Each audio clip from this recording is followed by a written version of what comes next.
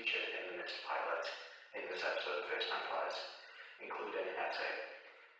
If this is something you'd rather not listen to, I recommend skipping this episode or being prepared to at least skip over the sections where it's talked about.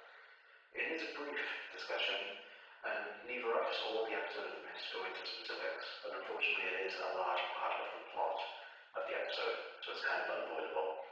Thanks for listening. My favourite bit to do is just any time we're editing and someone says we should cut that. Granted, I do sometimes cut things, but there was one, like, I think maybe... where you were like, you can cut this. And I was just like, I'm not going to cut it. Yeah. It's not laziness. I spend a lot of time editing the episodes. It's just, I think it's funny. Yeah, no, I think, obviously, we listen to some of the same podcasts, but not all the same. But no, I do like it when they go on tangents. It's just sort of like unfiltered. Exactly. I like conversations, and a lot of the time they do stem naturally. Yeah. It's like we're not forcing them in, but maybe we'll have tangents, maybe we won't. We'll see. Well, I don't know. I think we'll have a couple tangents. Yeah.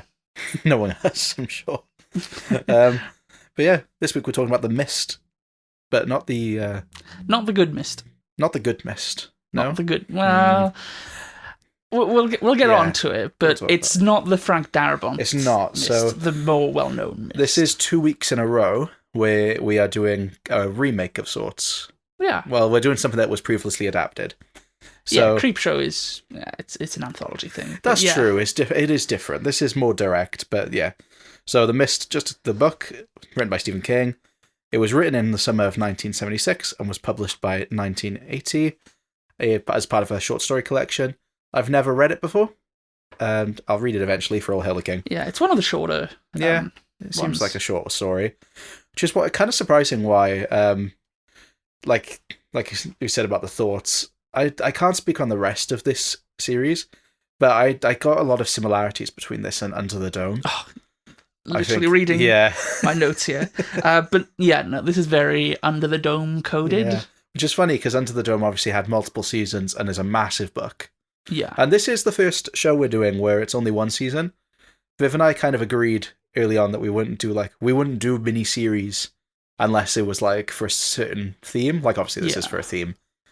But then, as we go through the production, this could have been multiple seasons. Yeah. Which I don't understand how, but... Yeah, like, I haven't seen the series all the way through to the end, so I don't know if it, concludes or if there's, like, a cliffhanger that ends up unresolved, but... Me neither. Had you seen any of this before?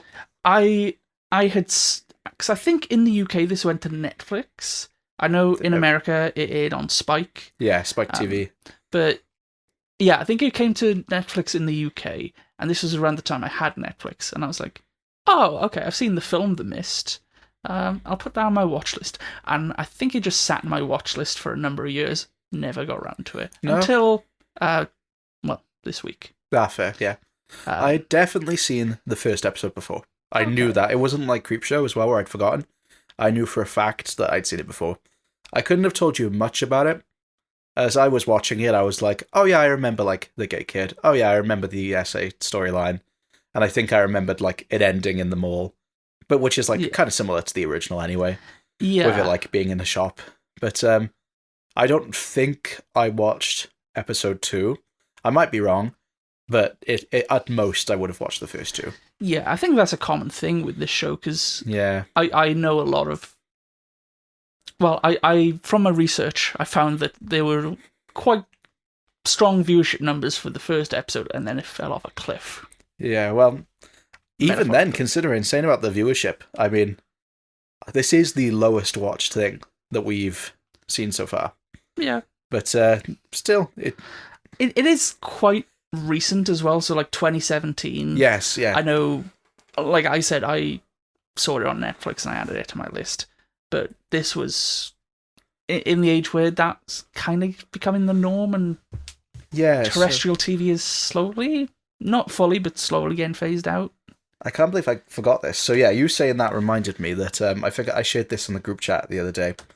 When I saw the first episode of The Mist, which aired 22nd of July 2017, had a viewership of 0.684 million, which is the lowest thing we've seen so far on this podcast. But yeah, I became really interested with I'm just trying to find it on my drive with viewership numbers, because we've talked about, like, you and me and us and Viv over multiple episodes about like our streaming, and like it almost feels like we've gotten closer and closer to the streaming era. Obviously, last week we did a streaming show to the point where then I went on Wikipedia and like I was looking at the Nielsen ratings. Yeah. So if you've listened to past episodes, you know Nielsen ratings. It's just another way of measuring viewership, where rather than like looking the BARB. Yeah, it's like Nielsen works rather than counting the number of viewers. It does a percentage of the households with televisions that could have viewed something, and what percentage of those households actually viewed it. So I think the ones we had for that was Buffy. I remember Buffy was quite a low percentage. I think it was something like 3 point something. There we go. It was...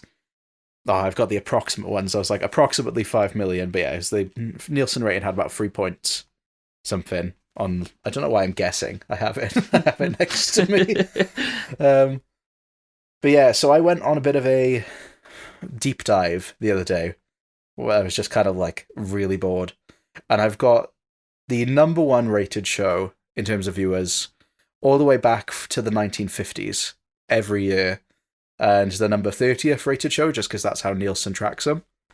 And it's interesting. I'll put this graph on the Instagram. Okay. But I've got a graph, and you can really see the decrease. Yeah. It's what is considered a successful episode of a show now is very different. I mean, in the 1950s, the top rated was like 61 million views. Yeah. If you get anything less than 50 million, it's, cancelled. Yeah. It wasn't until like almost 10 years later it dropped below 40 million. And last year, the most rated episode of a TV show, I can't remember what it was 21 million, which, when you think of like Twin Peaks, Lost, like that's up there. I know, at least here in the UK, like Gavin and Stacey, the Christmas special, got like 19 million or something. Yeah, and a lot of them as well are game shows or sports. Yeah. There's not many fictional shows. Because I did look at the shows. I didn't make a note of them on my spreadsheet, just because I didn't know what most of them were. But it was a lot of like sports roundup. Yeah. I think I sent one of them where one year it was like the top 3 were Who Wants to Be a Millionaire. Yeah. No, I'm very interested in TV ratings. I know because of shows that I watch, just like the kind of discussions that I had, just like, oh, this is... Fuck it, it's Doctor Who. Hey, Doctor Who. There's a lot of like discourse. Oh yeah, the just ratings. Like, oh, here are the ratings now. But if we go back 10 years ago, it was getting more ratings, and people were saying it's a failure. And it's just like, well, yeah, TV is changing. That's a good point. Actually. If you go to the 50s, you have like 3, well, like 1 or 2, maybe 3 at tops networks to choose from. Yeah. Now you've got all these networks. You got Sky TV, you got all the streaming, you got YouTube. Yeah, and it's not even... You've got idiots like us making podcasts. Exactly. And it's interesting you mentioned Doctor Who, because that's one especially where it's like, I think I watched maybe, like, we love Doctor Who. We watched most if not all the newest series together. Yeah. But I can only think of like one episode maybe that I actually watched like on the BBC and not on iPlayer afterwards. And it's like, that affects numbers as well. Yeah, I think the last one I would have watched on BBC as it aired would have been The Devil's Court, because I was watching Eurovision that night anyway. Ah, fair. Was that the same night as Eurovision? Same night as Eurovision. Oh, I didn't realise that one. That makes sense. Music-based. Yeah. And I had also seen Space Babies already. Oh, yeah, fair. But, yeah, it's interesting you mention that, because, yeah, TV ratings have kind of become this sort of culture war thing of like, we know this show's bad because not many people are watching it. Yeah, just like, obviously TV viewership nowadays is nothing like it was back in the day. No, I mean, but it's a good way to say that your argument is, oh, they've gone woke, so they've gone broke. It's just like, no, that's a bad faith argument, and you know it. But that is why a lot of people don't know enough to, argue against that or discredit the... If you hear dog noises, that damn dog. Coco keeps jumping up and down off the bed because someone keeps setting the Ring door camera off. I hate the Ring doorbell. We're not going to go on a tangent about that because we're already in a tangent. No, I want to go on a tangent. I hate the Ring doorbell sound. Yeah, I hate it. Do. I just... Do. It triggers my fight or flight, genuinely. And I hate... I'll condense this because we haven't even gone into the development yet. No, we can go into another tangent if fine. you want. It's fine. I hate how Ring doorbells and the surveillance state, and it's just the idea of you can't trust anyone. Everything's got to be video.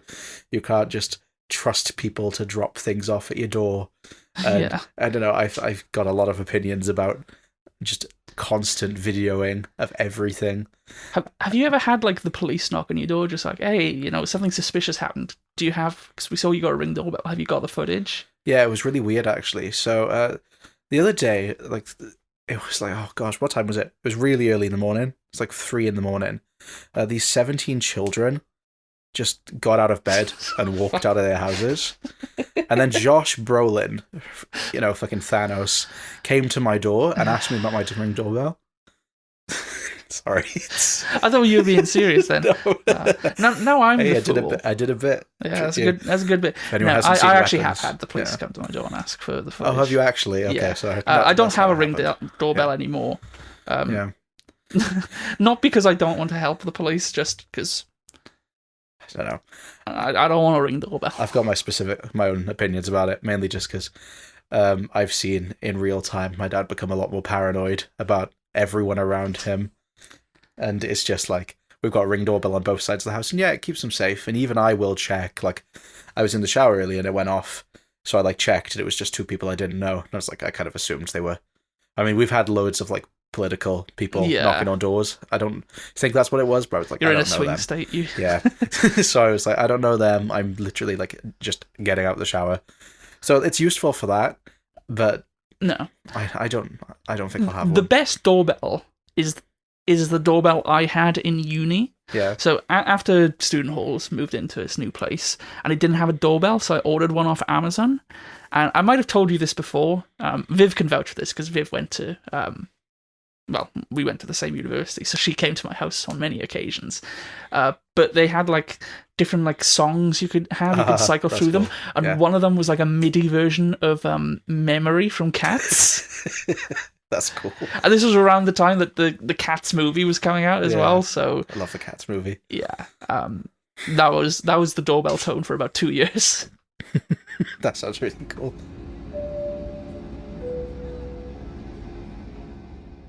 A Ring doorbell would have helped the family in this though, because they got a brick through their window. The mist. They did. Did the mist throw the brick? We don't know. I'll have to watch the rest. Damn. Okay. So I'll have to watch episode 2. I want to know if the mist threw the brick. So the mist. Sorry. It didn't mist their window. No, it didn't. Silly. No. Right. So we mentioned Frank Darabont's The Mist. We love Frank Darabont. Yeah. Wish we were talking about him, but we're not. Walking Dead. The Walking Dead. He made The Walking Dead, and then there was emails or something. Someone in me and Viv. Joe, you shouldn't have said the word email. I'm going to go on another tangent. What about emails? Or about Hillary? Emails. Yeah. Epstein's emails. The Epstein emails. Oh yeah. I don't know. We're releasing these closer to the time now, so I feel less bad about going off. It's just the fact that. Ask Putin. I may be misquoting this, but ask Putin if he has photos of Trump blowing Bubba. Yeah. And Bubba is code for Bill Clinton. So did Donald Trump give Bill Clinton a blowjob? I think it'd be very funny if it was. I think if I was Bill Clinton, I would reveal it. I've seen some people say "Oh, it's not Clinton, it's someone else." And it's like, I don't care who it is. It's just that's funny. Yeah, it's mad to think that 2 candidates in the 2016 election have both blown Bill Clinton.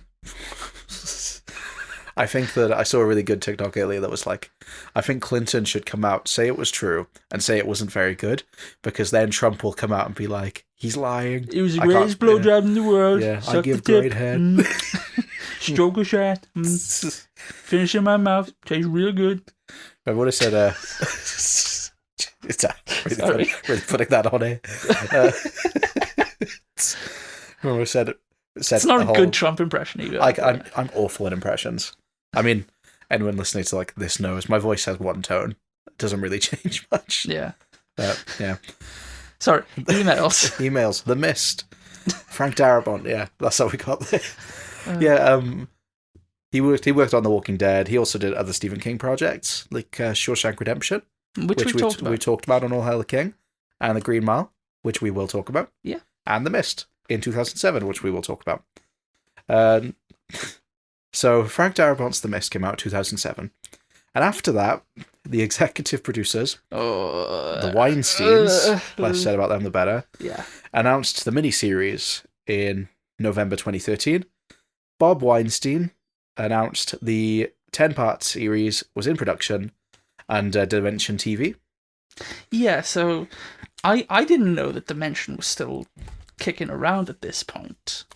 Dimension is a sub-label of Miramax, which they use to release genre films. Yeah, I'd heard of Dimension before. Because the Weinsteins, they have this odd back and forth where they make absolute slop, and then it's just like, here's the Oscar movies, go, go, go, money, money, money. Yeah. And they split up from Miramax in 2005, and they took the Dimension label with them when they set up the Weinstein Company.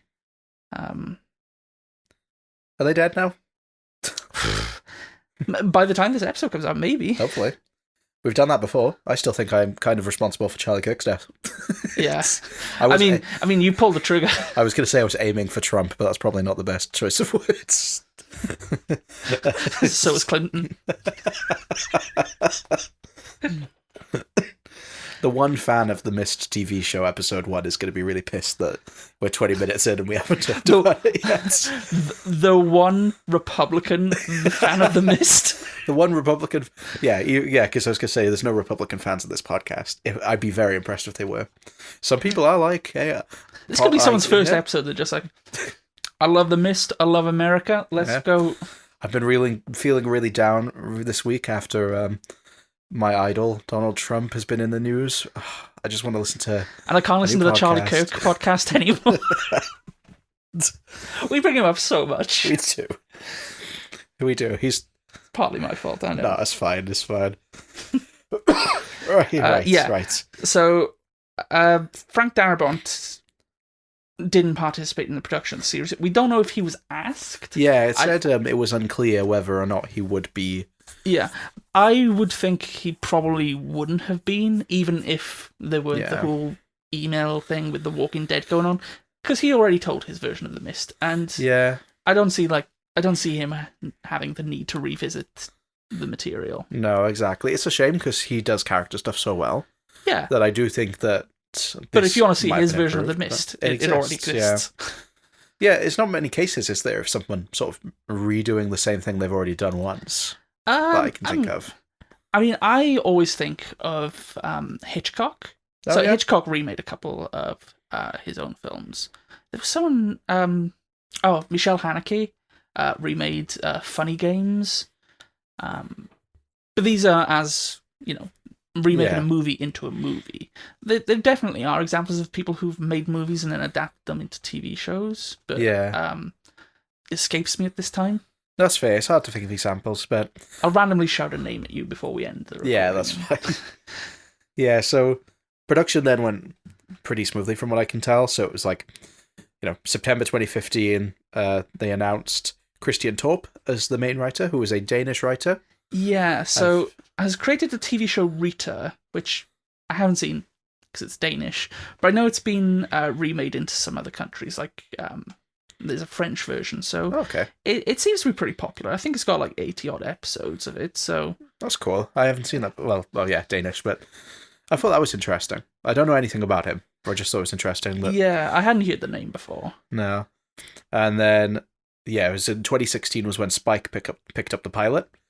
So it's interesting, because we said about how Under the Dome was... and I feel like we'll just compare them, because just in concept alone, they're very similar. Yeah, they're both about communities that get isolated from the rest of the world. Exactly, so...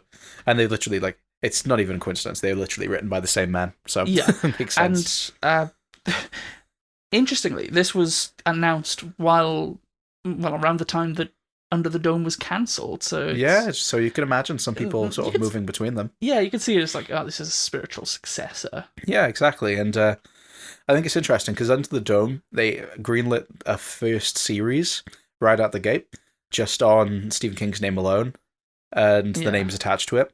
But this is a case where the pilot was picked up first, and then in April, Spike did the deal for the series. Yeah. And then, production began in Nova Scotia in July 2016. And while I found that out, I was racking my brain because I remembered we talked about something else filmed in Nova Scotia. Bag of Bones? It was Bag of Bones. But I was checking my notes, like, what episode was it? Was it X-Files? And Freddy vs. Jason, which was also filmed in Canada. And she says the F-Slayer, Kelly Rowlands. If you've listened to the Bag of Bones episode, I do apologise for all the censor sounds, but blame Viv. Blame Joe as well. But I'm being nice to myself because I edit these, so I'm not going to say it yet. I will say it later. That is I can say it. I'll get my revenge. You said other slurs. You put slurs on Words with Friends. Somebody's played a slur against me on Words with Friends yesterday, so I put a slur back. Yeah. Don't blame me. Blame Words with Friends for accepting the word. Honestly, it is a bit surprising that they accepted it. But It wasn't one of the really bad ones. Which say that much. Yeah. Exonerate you a little bit. Sorry. You don't have to keep this in the recording. Actually, I'd probably advise not to keep this in the recording. Oh God, okay, maybe not then.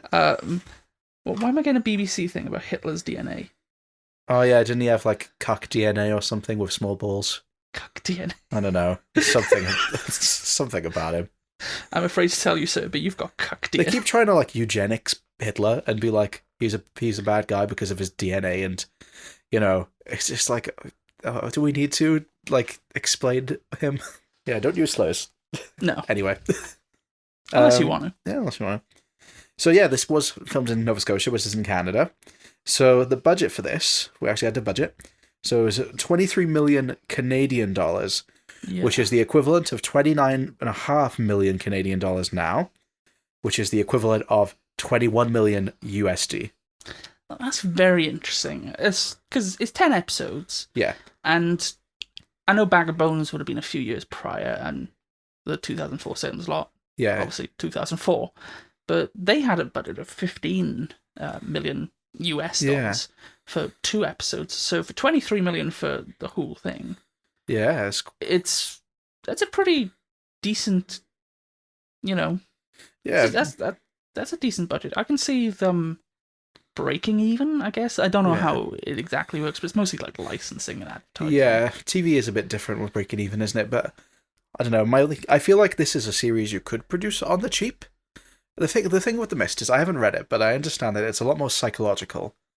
And I don't know, based on the end of this episode, I don't know. We'll get into it. I think that I've got thoughts on how they use The Mist in it, but we'll get to that. So yeah, the government of Nova Scotia did contribute 5.9 million. I don't know if that's included in the original budget or if that's additional. Typically they don't. So I'm going to bring up yours and Viv's favourite movie, The Marvels. Yes, love The Marvels. So The Marvels, I think, reported that it had like a budget of 250 million. But because they filmed it, at least partially, in the UK, there's a law where UK productions have to file the like paperwork and access it publicly. So they were also getting government subsidies and grants for filming in the UK. Okay.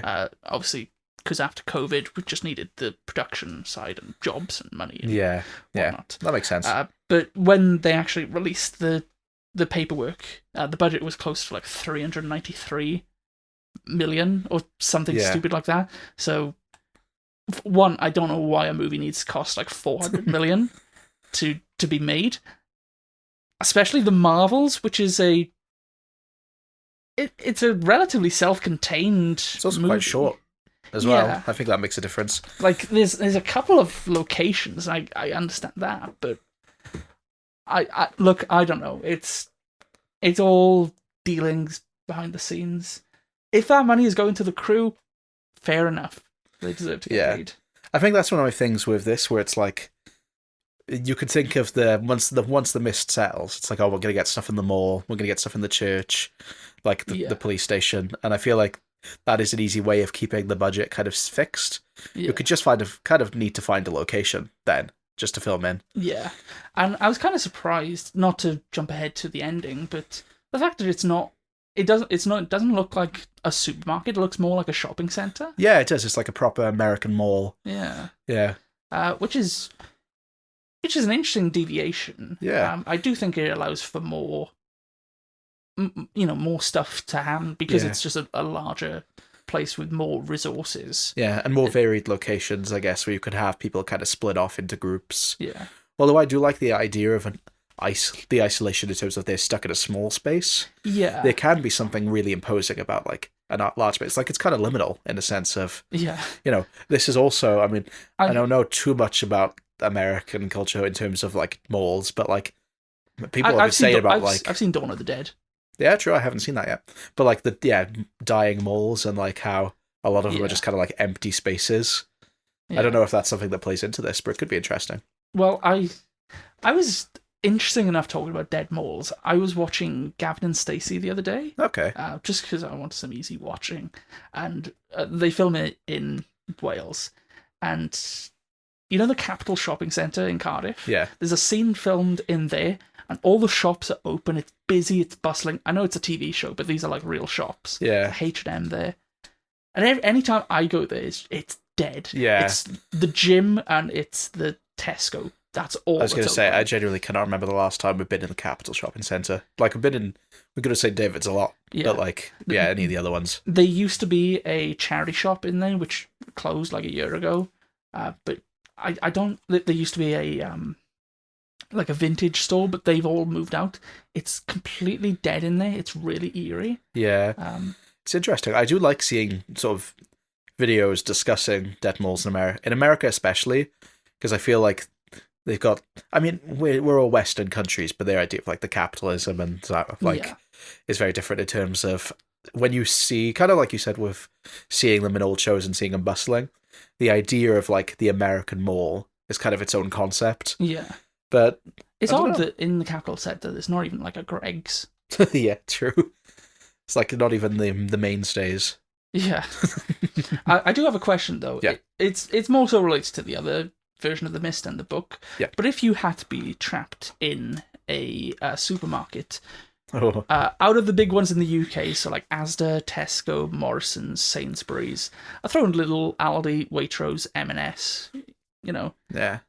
There's probably some that I'm forgetting, but which of those would you rather be trapped in? That's really interesting. I'm leaning more towards like a big Tesco, like the ones where you can basically live in. Like I'm thinking like Superstore Tesco. Where there's clothes, there's like you got your food, you got your clothes. There's sometimes some of them just have housing. I don't love Tesco, but that's mainly like the capitalist reasons of like they're kind of the big ones. Yeah, if you're trapped in there, you don't have to scan your club Yeah, I was going to say the reason I hate them is because they're the ones who kind of kickstarted the club card craze, and now I can't fucking go shopping anywhere. I'm not going to go on the tangent, but the story of how the club card came to be is a wild one. Is it? I don't know it. You can research it in your own time. I will. I don't want to go on too many tangents because we're already in a tangent. Well, we've been in like 5, but because it's like. Also, I assume in this case I wouldn't be paying for anything. I'd just be like using shit. I'd like to use the shit in Tesco for free, just to get back at them for like their scamming essentially. See, on that basis, I don't know, Waitrose. That's fair. I mean, the only reason I wasn't going towards like a Waitrose and M&S, like the partial ones, is just because I feel like if like I'm thinking like you'd be trapped and they were Tories. That's what I'm thinking. See, you've got to think of the people you're around as well. Yeah, that's a good point. And I'm just like, I don't think I could survive among the Tories or like Reform voters. I think I would go Sainsbury's. Yeah, Sainsbury's is good. It's not.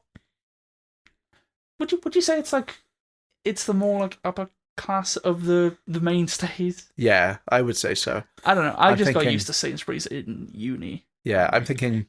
Bottoms, like bottom is Morrison's. Like Morrison's, Asda, Tesco, Sainsbury's. Yeah, I prefer Asda to Tesco, but I'd like to steal more from Tesco. That's fair. And Lidl's and Aldi's are great, but they're too small. Yeah, like if you get couldn't trapped in survive there, in just them. like you'd get bored. Yeah, like the things I like about them and like the bakery in Lidl is perfect, but like you'd be done in a day. Yeah. Lock me in a Lidl and alone with the bakery, and it'd be gone. To be fair though, Lidl, the knockoff Baileys they have, really good. Fair. I've never had it. Oh, well, we're gonna have some. Listen, we'll do that when the mist happens. We'll go. When the mist happens, yeah, we will. Yeah. Ooh, maybe like a food warehouse if you want like frozen food. Yeah, like but like then an you need a way to heat it though. I'm sure there's got to be something. Maybe like a tiny staff room microwave. Yeah. Would you rather do that or live in the roof of Toys R Us? I couldn't survive like hiding in a roof of like any shop. Eating M&Ms. Yeah, I'm not sneaky enough. I snore as well. You hear me snore. Yeah, that movie would have gone down different if it was you. Yeah, I would have been caught day one. Yeah. Anyway, this starts with a spider. It does. Sorry, I was just looking at the ratings again. Because I said about the ratings earlier, but I realised that that I didn't say the Nielsen ratings for that year. I've actually got them. So for 2017, an average of 0.14 adults aged 18 to 49 watched the first episode of The Mist. And then just to put that in perspective for the Nielsen ratings, the number one rating for that year was for The Big Bang Theory, which had 11.1 million views. So like quite low when you consider the history, but like that was the biggest that year. And American Idol was the 30th place, which was 5.6 million. So just to put it in perspective, when we say it's the lowest, it is just comparatively. It's contextual. Yeah. But yeah, it does start with a spider. Yeah. And Brian and his dog Rufus? He adopts Rufus really quickly. I like to think Rufus isn't his dog because he clearly, I don't know if he's just confused, but he's like, he checks his name tag and everything. But I like the idea, as a dog lover, I do like the idea of you wake up not sure what's going on, find a dog, and you are just like, this is my dog now. Like, this is my animal companion. Yeah, like in any video game, it's just like... And it makes sense when he's like later on in the police station, being like, they killed my dog. You're not going to go like, they killed this dog I was with. Yeah. It's just like, that was my dog. I made friends with him. Yeah. A little fact about Rufus, though. So he is a Belgian Malinois, not a German Shepherd. There is a distinction. That is one of 2 IMDb trivia facts I found.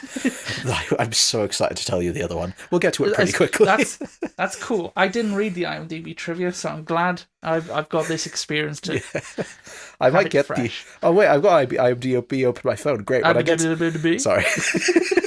When I get to the other one later, I can read you it word for word because it really made me laugh.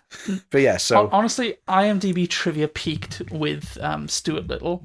I'm trying to remember. I've shown you the Stuart Little trivia before.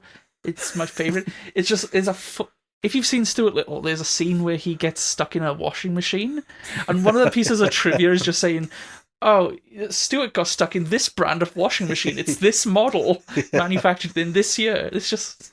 Honestly, I get it. Some people, like, I completely respect the idea of just hyper-focusing on one thing. Yeah. Who's out there just like, I fucking love washing machines? I saw something, there's a Tumblr blog that's kind of similar. It's like, identify this car or something like that. We just send something from a movie and they will just find it. It's incredible. Some people just have a way of getting information. Yeah. Well, it could be like an autism thing. I know there's a lot of like... Lyft YouTube channels. Yeah, I saw a really cool one earlier on TikTok. I say really cool. I thought it was cool. The comments weren't very nice. On TikTok earlier, I saw a bus, and it was like a bus tracker person who like it follows buses, and it was about one literally in our like local area. Yeah. So I'm not going to say it because it's like, I mean, it was literally down the road, and it was like, like in this town. And then he in New York City, in New York, and then he posted it. I was like, oh, I saw this bus earlier. I hadn't seen like this model bus before in this area, and the comments were like, "Why are you showing us this?" And I was just like, "Fuck's sake! If you don't have anything nice to say, leave him alone." Yeah. Like, it was also it only had like 400 views, so it's like like bus and train channels. Yeah. Once you get into that rabbit hole, Exactly. it's hard to get out. I did like there was one comment though which spoke to me spiritually, where it was just like my For You page is getting way too local. It's like, yeah, I agree. But anyway, speaking of local, speaking of hitting close to home, we do meet a teacher soon. But before we meet the teacher, what happens to Rufus? He dies. He dies. He gets misted. I don't know how to feel about this. I love the opening in terms of its hook, in terms of seeing the mist, and seeing this guy who's like clearly some sort of soldier, clearly has been involved with the mist. What gives you that thought? His race. I don't. No, he's in army gear. Yeah. But I think that, I don't know, I'm split because I think I'm just so judgmental on these openings, kind of like I said with The Walking Dead, where we see the zombie, where I'm just like, I know that in the writers' heads, they're like, we need to establish the threat of the mist. Yeah, and I get that. But for me, it's essentially a cold open. Yeah. And to be fair, I was thinking then of like, oh, it's going to be like Under the Dome where we get the mist 10 minutes in. They don't. It gives us a lot of time before. Yeah. So I respect that. But I don't know. I just think that when I think of kind of like the psychological horror of like this fog coming and not knowing what's inside, just having the threat be like, oh shit, something really fucked up this dog. I don't love that, but then that's obviously what it's going for, so I don't know if that's a fair criticism to make. It's more personal preference. It's just like, oh, you can see it's dangerous. It killed this lovely dog. Yeah, and I think that just kind of speaks to it. Like, I say not to jump to the end, but essentially what happens in the end, where like the gore and stuff as well. Where I'm just like, I don't know. I think I'd rather not see this straight away, and that in my head that makes it scarier. Of like, you don't know what's out there. And granted, we don't see like the monsters in this episode. No. But I'm just kind of like, okay, so now you know never to go outside under any context. From my understanding, we don't see the monsters in this entire series. That makes sense. Budget. Yeah. And like, and I know there are like criticisms of the 2007. I was just about to say that's one of the criticisms I have or had at the time. Not in 2007. But, you know, Frank Darabont's just like, yeah, that's why you should watch the black and white version. Oh. Have you not heard about this? No. Okay, so he wanted to make it in black and white, but the studio's just like, that's not going to fly, you know. If it doesn't have colour, that instantly means it's worse and bad. Yeah, it's like the Justice League. But, yeah, so they released it as a colour film, but on home media, it typically comes with a black and white version as well, which really Frank cool. Darabont says is his preferred version of the film. That's cool, okay. And because it's black and white, the creatures look more...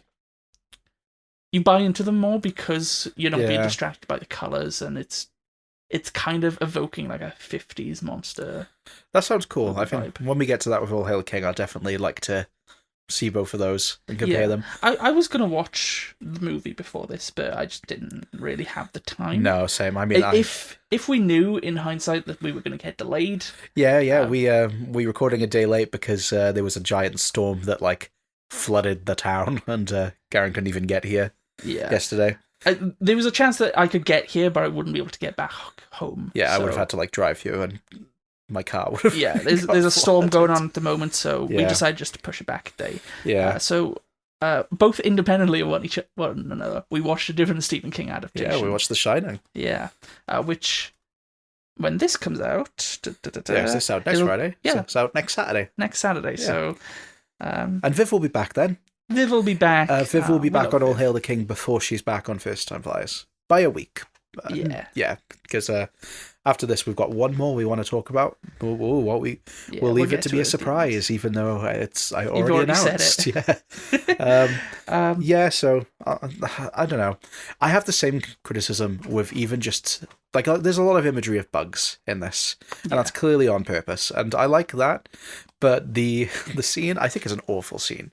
The scene with the cop later on, where he's like, "I'm going to take a picture to show my wife," and he's taking like selfies in the fog, which I don't think is an unrealistic thing to happen. I just think the actor's not. He's being really goofy, and then like he gets covered in what looks like cockroaches or locust, and like even just the visual of that, where I'm like, is it trying to evoke like a biblical? Yeah, I think it is, because they also got the frogs. The frogs, yeah. Speaking of the frogs, Viv could talk more about biblical things. Yeah, we know she loves her Bible. Yeah, I'll mention this now then, seeing as we said the key word, the trigger word. So. You've gone into your research. Is this like your Winter Soldier, like code word? Yeah. The Mist TV series. Sorry, I was on the TV series, not the episode, so I just need to get. That's all right. Get the episode, and then I can. Oh my god, Joe! You need to do it fast. We're losing listeners. I know. I'm sorry. Give me a list of Another episodes. one has just dropped, Joe. No. Oh no, I'm on episode 10. The 10th meal. Right. Oh my god, we're plummeting. Joe, you need to find this quick. Oh shit. Episode 2. Why are they not in order? It went episode 10, episode 2. Right. The pilot. There we go. The pilot. That's for those of you who are still here. Yeah. Sorry.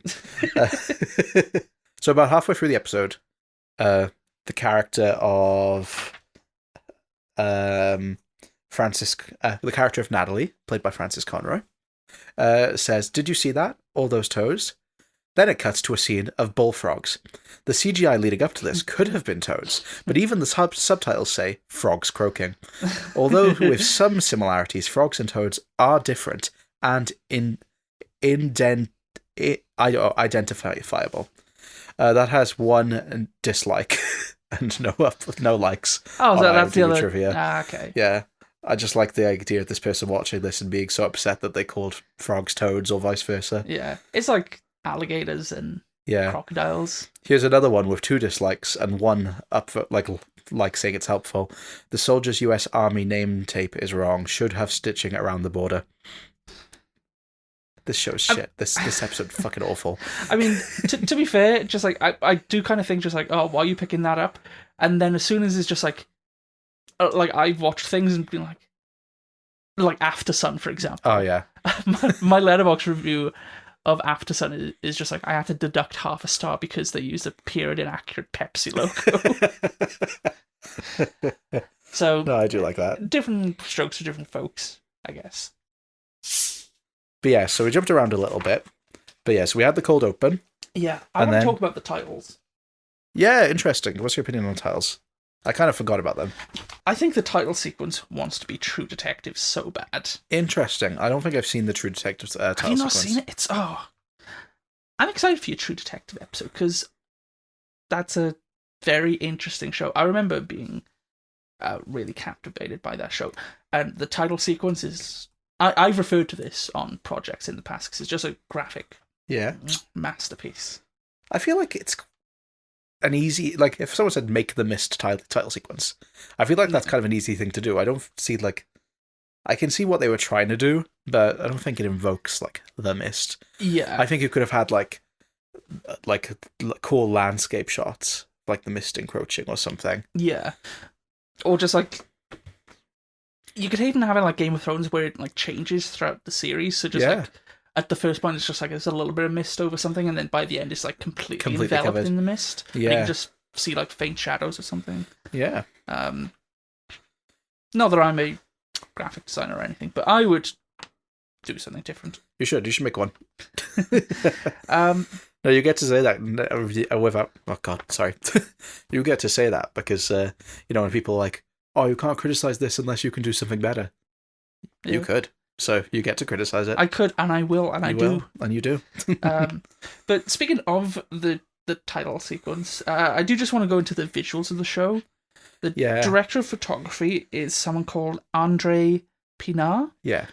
I'm unfamiliar with his work, but I think this show looks like ass. I think it does as well. There's something about... I always find it really hard to put into words because unlike you, I'm not an expert on visuals. And I just don't know how to describe a lot of more modern shows. Like I saw someone say like, oh, it looks like a Lifetime drama or something. But even then, that's a comparison, not a description. Yeah, everything looks just kind of flat. And... Yeah, I know Netflix, they all use like a specific brand of like ARRI camera. Yeah. Unless you're like Martin Scorsese or something and just like, no, I don't want to shoot the Irishman on digital. Cool. But yeah, a lot of shows have these standard equipment that you got to use, and it just, because the sensors are the same, they can only capture like the same breadth of light and color tones. A lot of TV shows end up looking the same, and they're processed by the same companies, the same like color labs work on them. Yeah. So it's not like where with film, for example, you have the director behind it who is kind of like has the authorial intent. With a TV show, it's more the writer. Yeah. And the visuals are just, directors are for hire mostly on TV. Yeah. So, because the director for this was a TV director, Adam Bernstein. Yeah. He's done like some episodes of Breaking Bad and Sneaky Pete, which we talked about before. Yeah. Oh, Giovanni Ribisi, Viv will be happy. Yeah. But no, he's, from what I saw, Scrubs and Californication are the shows he's done the most episodes of. This is Andre Pinard now. Oh no, Adam Bernstein. Oh, Aaron Bernstein. So, yeah, it's just It just that's how looks TV flat. works. I mean, I saw this. But I find it with recently. Netflix movies as well.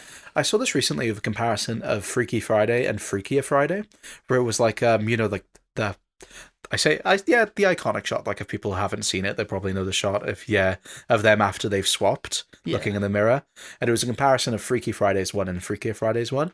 And even everyone was saying that of just like how washed out the colors look. And granted, I don't know what that was filmed on, but I think it's just so easy now where we're getting a lot of... Freaky Friday was like 2002? Yeah, like 20-something years ago. Yeah, it would have been shot on film. Yeah. Almost certainly. I feel like people are catching on, especially now when we're having a lot of legacy sequels and understanding that like things do look visually different. And me and Viv weirdly kind of spoke about this on the It's Always Sunny episode. I mean, one of our second episode. Yeah. Like we filmed so early on. They talk about it on their podcast. Yeah, about how like we find that the HD of the new seasons is almost kind of off-putting with like how clean it looks. Anytime it's like something from 20 years ago and now you see it in HD, it's just like, if it's not like an upscale or they've restored the original print, it's just like we're moving to these HD cameras. It's just like, yeah, I found a lot of it with me, and this is a stylistic choice as well, is I like a lot of dynamic lighting. Yeah. I can like a lot of the things that I can think of where I say I love the visuals.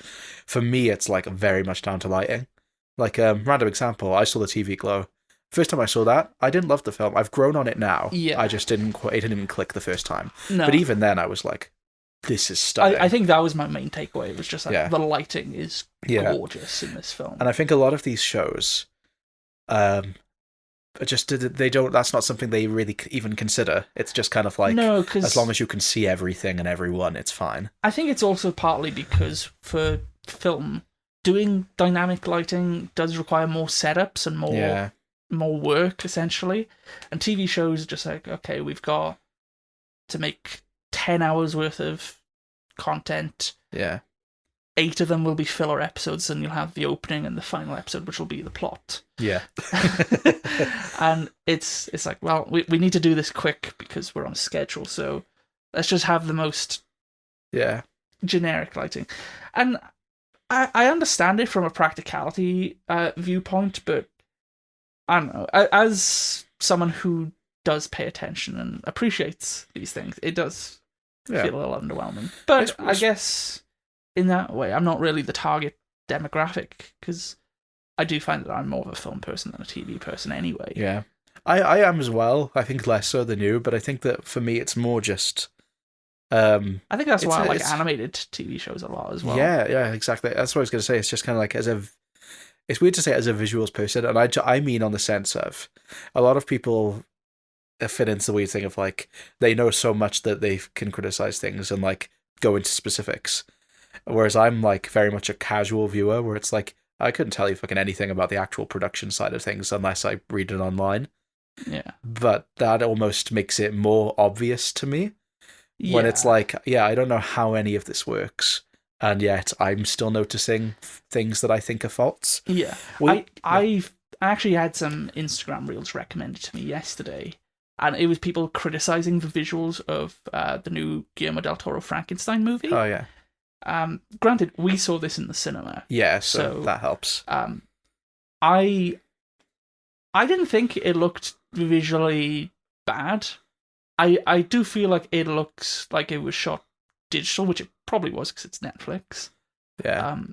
But I do think a lot of the like mise en scène, the set design is gorgeous. The costumes are beautiful.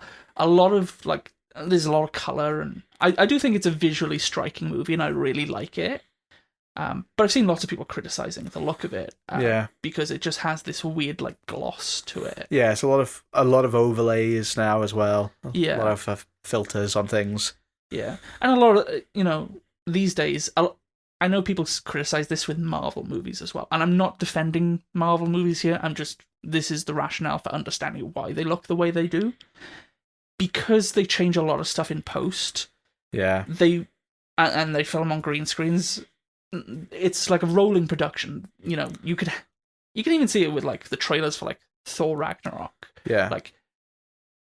If you've seen the trailer, when Hela catches the hammer, they're in a New York alley. Yeah. And there's a deleted scene of it on the Blu-ray. But in the movie, they're in Norway, and it looks fucking disgusting. It looks horrible. But that is because they shot it on a green screen. Because they were we can change it in post, and if they have flat lighting, it's more likely going to gel with whatever the new background looks like. Yeah. Which, if you have dynamic lighting, you're basically saying it has to be this, otherwise we have to shoot it again. We have to get Chris Hemsworth out, and I think that costs. Yeah, exactly. How much. And I think that's interesting because it kind of ties back into the mist itself, where how I couldn't personally explain how would you light the mist and scenes, especially I think the visuals of the mist look really good when it's coming and you're seeing it from the outside. I think once they go in the mist, it looks awful. Yeah, no, I just the in the mist effect looks terrible, very fake and very artificial. I even say in my notes here, could they have not got a fog machine? But then a few scenes later, they do use a fog machine for a different shot, and it's just so they clearly have that there. So why do these shots? I think look so bad because they're not using fog. It's an effect. Yeah, and my other guess to that would be it's to cover up for the effect, and also perhaps this isn't cynical. Arguably, the first point was more cynical, but my second point being that they've got to show it's it's not just a regular mist. Yeah. It's something different. I don't know. It's all hazy. And... I felt saying that I like the original film. I haven't rewatched it in a while. I've never read the book, but I love the concept of this. One of the fucking scariest games I've ever played is Silent Hill. Something I've only played recently, and obviously that's got the fog in it, and obviously that's because of it was an old game, graphic limitations and stuff. But it's that same idea of I just love this idea of fog. I mean, I get excited when I see fog in real life because it is just sort of this imposing threat. And then when we were going to the cottage, remember all that fog? Yeah, genuinely. And it's just you don't need it to then also have all this other stuff. Yeah. Just have it so the characters, have it so the characters can't see, have it feel claustrophobic. Yeah, I haven't really played Silent Hill. I know of it more through Reputation. Sorry, that's fair. But I always think is it the Korok Forest in Zelda? Yeah. Just if you go the wrong way, just ah. Yeah, you missed. And that happens in this in a scene I actually do really like in this episode with the two old people when they're in the mist, and I thought with the Joker's mother. Yes. So the cast. So a lot of this cast I have seen in random things. So okay, if we just go down the list, we got Morgan Spector as Kevin. He's a Fire Nation soldier in the live action Avatar. Great role. He's also in Christine. Is he? Not that Christine, though. There's a movie called Christine about the woman who on live TV shot herself. Oh. Yeah. I was going to make a Christy, you sound crazy joke, but I'll never mind. Christy. You sound crazy. We've got Alyssa Sutherland as Eve, who's Evil Dead Rise. Yeah, which I said to you I was going to watch the other day, and I didn't. You didn't? Because I realised we're all going to the World's Fairs on streaming, so I watched it. Had you seen that before? No. Did you like it? Not really. Yeah, I think it was one that I'd heard of a reputation of, and I was so excited to watch it, and I do think my hype of it. Did you see it before I saw the TV Glow? No. No. I think if I had seen it before that, I probably wouldn't have been harsh, but Yeah. I really loved I Saw the TV Glow, so it was just like, oh, I can see like the stems of things that would be done infinitely better in that movie. Yeah. But yeah. Yeah. It's by the by. Gus Burney as Alex. She's in Thinking of Ending Things, specifically in one of the scenes where they're doing Oklahoma. Oh, nice. Yeah. I haven't seen that. I fucking love that movie. One of my favourite books, genuinely. It's Charlie Kaufman, right? Yeah. If great movie. My interpretation of the movie is different than the book, but that will make no sense because you haven't seen it. Yeah. I do want to see it, but she's also in Viv's favourite movie. Is she? Yeah. A Rainy Day in New York. Oh. Let's say, how is she lost shout in out translation? Viv, I know you love that movie. I was going to say, how is she lost in translation? She's so young. Last thing I'll say about Thinking of Ending Things, though, I'm not really an audiobook person. That's one where I recommend the audiobook. Oh, okay. Yeah, I won't explain why. No, I do like Charlie Kaufman. Anomalisa is great. Eternal Sunshine, obviously. And then we got two people I haven't seen in anything. Danica Curie as Mia. Yeah, she's a Danish actress. So I thought because the writer is Danish, they were either like they'd work together or it was like a nepo marriage situation. Yeah. No, I couldn't see any connections. But, just two Danish people. Yeah, they were just Danish words. I wasn't really... That's fair. We got Darren Petty as Connor. Alkisi Morrow as Brian. Interesting. He was in 2 Doctor Who audio things. He was, yeah. He's also in that new movie Urchin. Oh, okay. Which... Interesting. I've heard is pretty okay. Yeah. I don't know. I'd be interested to see it at some point. That's fair. We got Luke Cosgrove as Jay, who Google AI told me was Miranda Cosgrove's brother. That is not true. He's not. I think it's because of how I asked it, where I was like, oh, Luke Cosgrove, that's the same name. I wonder if there's a connection. So I Googled Luke Cosgrove's sister, and then Google AI was like, Miranda Cosgrove. And then I looked into it, and it wasn't true. Don't believe what AI tells you. In work the other day, somebody had a phone call about like something. And just like, oh, Google said this. And she was like, is this true? And I was just like, it's probably Google AI, giving you the answer yes because you've asked that specific question. And then she sent a screenshot of Google AI being like, oh, this is what Google said to me, so we must do it. Just like, no, we don't do it. The reason it's saying yes is because you've asked her a pointed question. Yeah, it will always confirm. I got an ad on TikTok earlier that was Joe Locke and Kate something. She was on the Traitors. Joe Locke from Heartstopper, the skinny one. Yeah, I know Joe Locke. Yeah, a woman from the Traitors. I didn't know her, but I recognised her from that. From the 5 minutes I saw where she was on it before she got voted out. And it was a Google AI ad thing. But like, oh, Joe, why don't you use Google AI? And it's just like, oh. And thankfully all the comments were like, fucking, I was disappointed in you too. I was like, yeah, fucking shame these celebrities. Anyway, Frances Conroy as Natalie. Yeah, so we said she's Joker's mother. Yeah. She's also one of the best characters in American Horror Story, specifically Joker's Coven. mother? Yeah. The Joker's in American Horror Story? Have you seen any of American Horror Story? I've seen the first season. Okay, there's a really iconic bit in Coven, which is maybe the most popular season. Oh, I've also seen Roanoke. I've not seen Roanoke. I've seen the first 5. Because I mean, my relationship with Ryan Murphy is very murky. Oh, you could do a Ryan Murphy season. Oh. You could do the new one with Kim Kardashian. True. She has a very iconic scene in American Horror Story Coven, where she's like a very iconic death scene, but like you don't know it, so it wouldn't make any sense. That's cool. Like you'd know it if you knew it. And then finally, Russell Posner as Adrian. Yeah. So he's in Glass. Oh, is he? Yeah. Oh, there we go.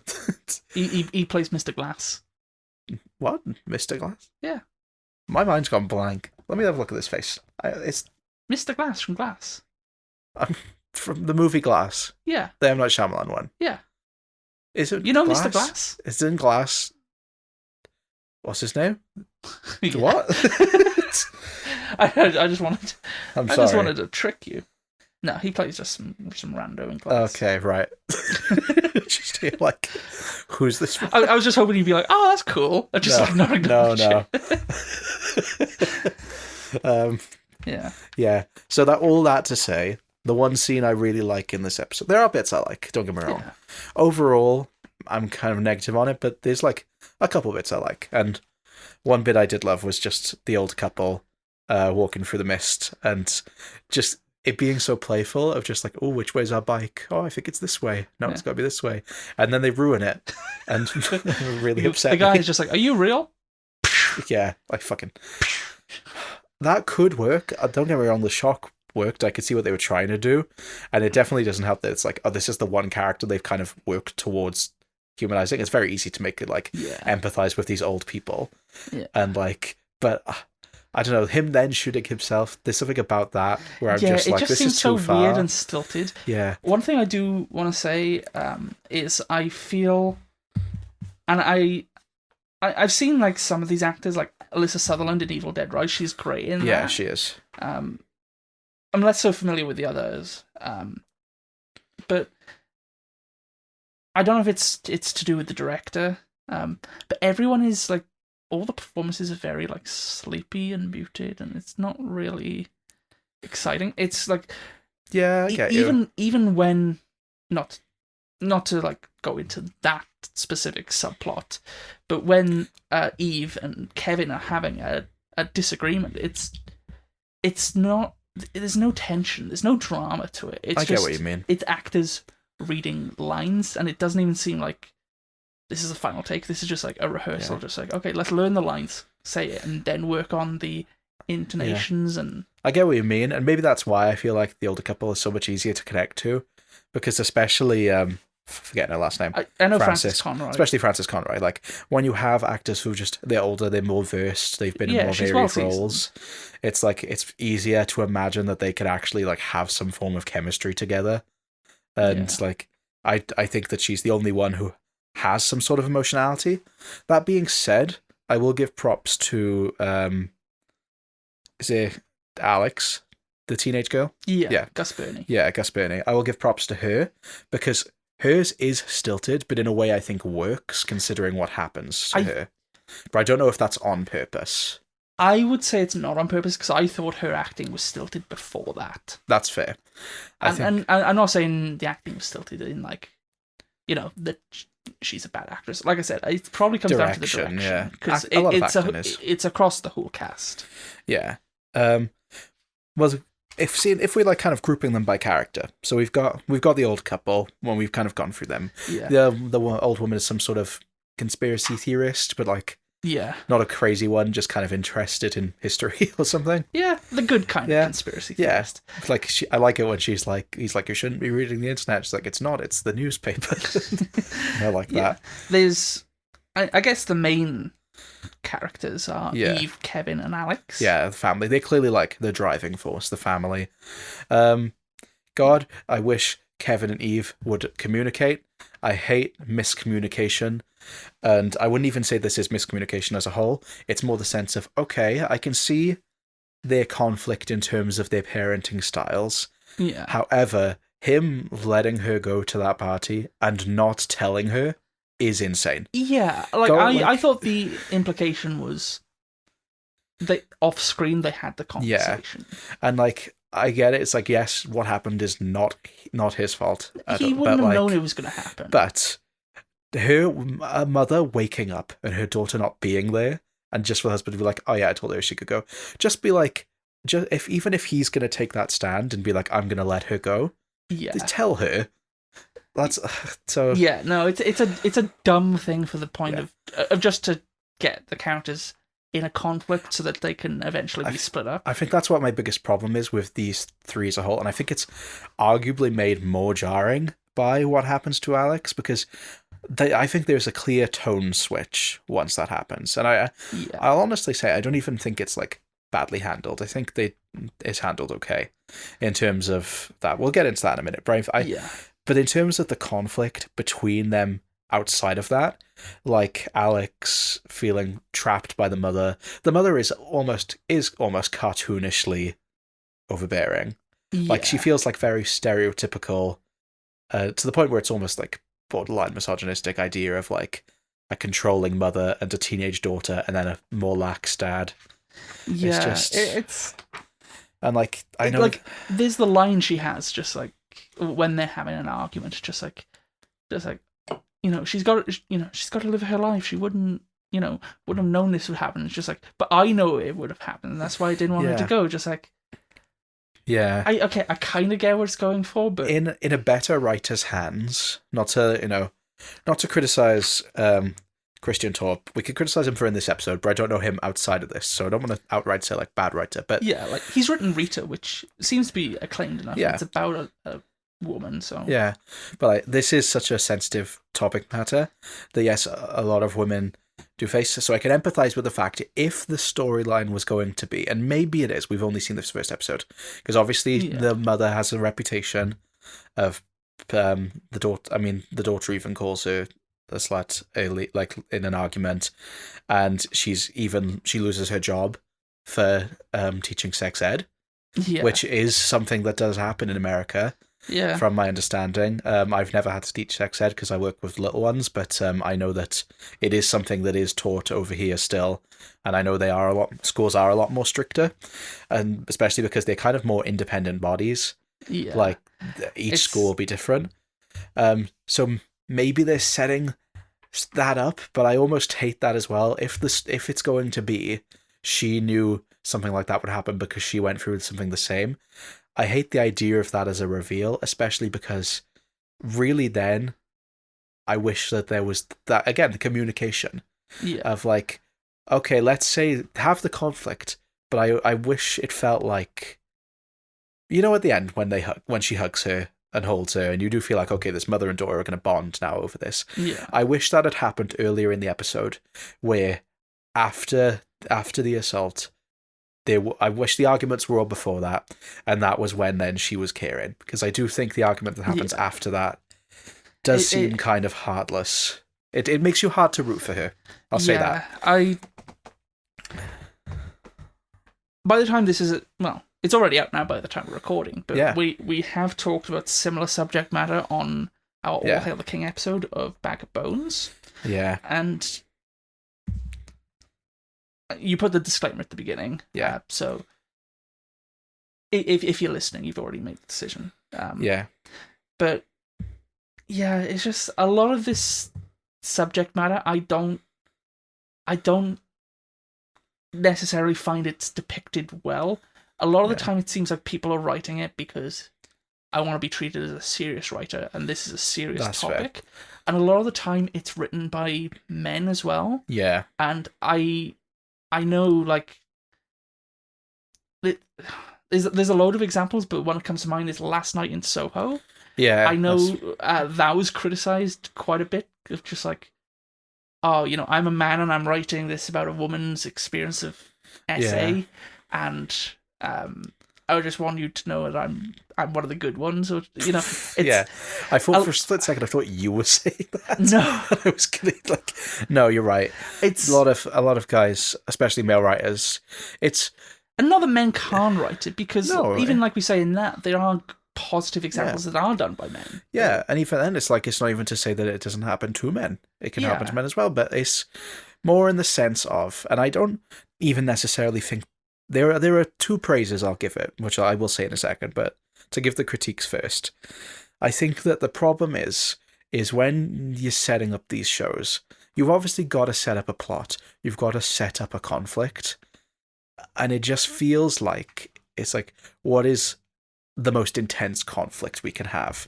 And that's, not only is there the mist and she is trapped, but she's literally trapped somewhere with her alleged abuser. Well, and it's just, I have a note on that, but that's going to change the tone. Interesting. So if we're done talking about it, essay, I will say this: I will give it praise for the fact of it isn't. I like the conversation she has with her gay best friend, who I'll talk about him more later. But I genuinely do really like the conversation where he's trying to say, what should we do? She want to listen to music. Katy Perry. And, yeah.